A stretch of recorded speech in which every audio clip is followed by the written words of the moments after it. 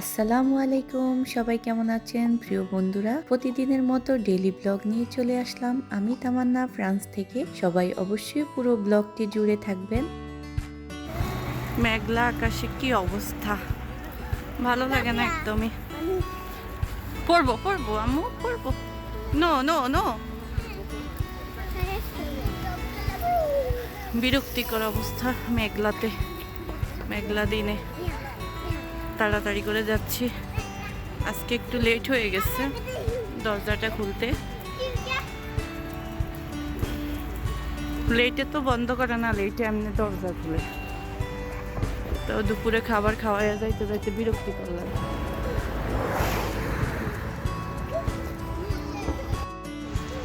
এই যে যাচ্ছি আর কি,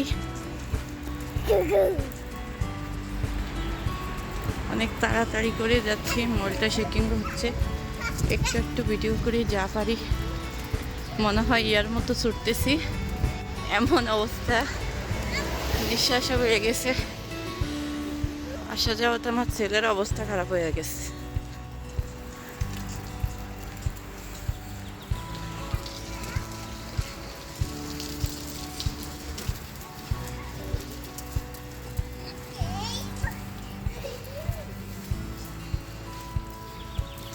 বৃষ্টির দিন আসলে আমার ভালো লাগে না, বাসায় থাকলে ভালো লাগে, বাসার বাইরে যাইতে হইলে ভালো লাগে না।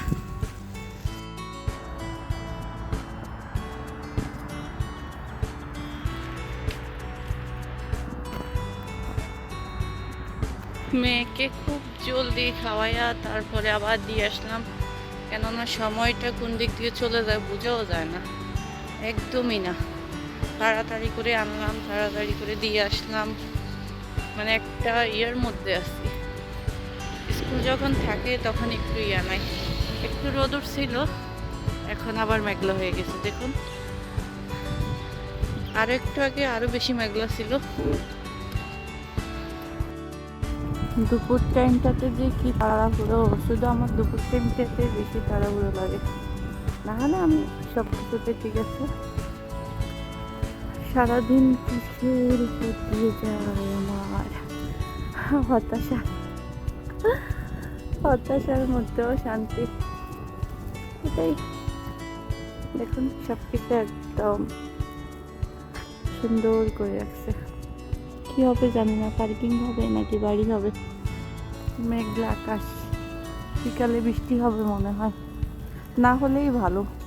সত্যি কথা, যে বৃষ্টিতে ভিজলাম মুড খারাপ হয়ে গেছে। ওইটি বৃষ্টিতে ভিজে আমার মুড খারাপ। এখান থেকে কি সুন্দর দেখা যায় না এরিয়াটা, সত্যি অনেক সুন্দর, দারুণ। একটু বিকালের নাস্তা নুডলস তৈরি করলাম। রাফিয়া এসে বলবে খিদা লাগছে। বিকালের নাস্তা নুডলস, নুডলস রান্না করে নিলাম স্কুল থেকে এনে, এখন খেয়ে নিব। মা আর মেয়ে, রাফিয়ার আব্বা আজকে নাই।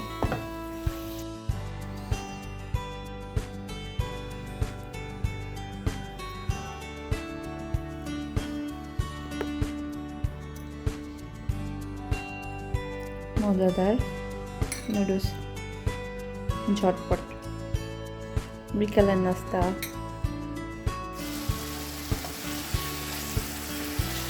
আজকে একটু ডিম ভুনা করছি, কালকে রান্না করব, আবার আজকে ডিম ভুনা করে নিই রাত্রের জন্য। একটু ঝোল হালকা গ্রেভি, ডিম ভুনা, একদম সিম্পল খাবার।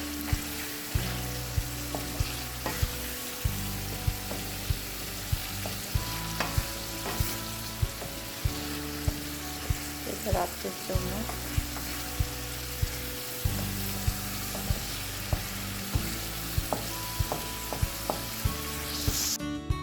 এই যে রাত্রের জন্য সিম্পল, কেননা মুরগির মাংস আছে, গরু মাংস একটু আছে, মুরগির মাংস একটু আছে, আর হচ্ছে ডিম ভুনা, হয়ে যাবে সুন্দর একটা খাবার হয়ে গেল।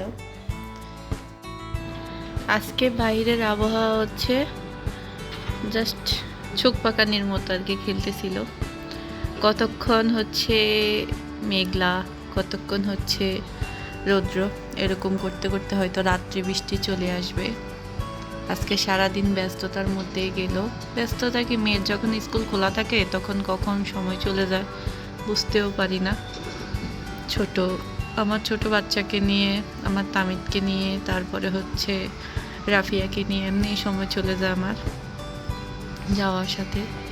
দেখুন আকাশে কেমন অনেক মানে এমন মেঘ জমে আছে, যে কোনো সময় ঝরবে, রাত্রে হয়তো বৃষ্টি হবে। আর দেখুন বাচ্চারা খেলতেছে একদম। আজকে অনেক ঠান্ডা, কিন্তু এই সামারের টাইমে কখন ঠান্ডা কখন কি হয় বোঝা বড় মুশকিল। আর ফ্রান্সের বাহিরের আবহাওয়া হচ্ছে সত্যিই বোঝা বড় মুশকিল। কখন যে গরম হয়, কখন ঠান্ডা হয়, কখন বৃষ্টি হয়, একদমই বোঝা যায় না। আর আপনাদের সাথে আমি রান্নাঘরে মানে জানালা থেকে যে আপনাদের সাথে শেয়ার করব না তা তো হয় না।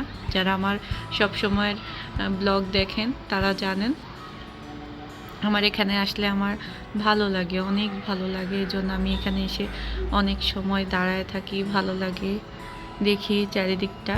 এখান থেকেও আমার রুমের জানালা অনেক বড়, কিন্তু এখান থেকে আলাদা সৌন্দর্য মনে হয় সব কিছু, আর কোনো খানার থেকে না।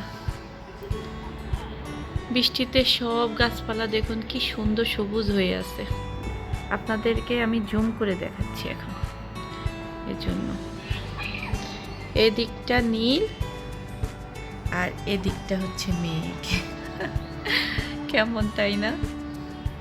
সবাই ভালো থাকবেন, সুস্থ থাকবেন, আল্লাহ হাফেজ। সকালবেলা সূর্য উঠতেছে, লাল সূর্য কি সুন্দর।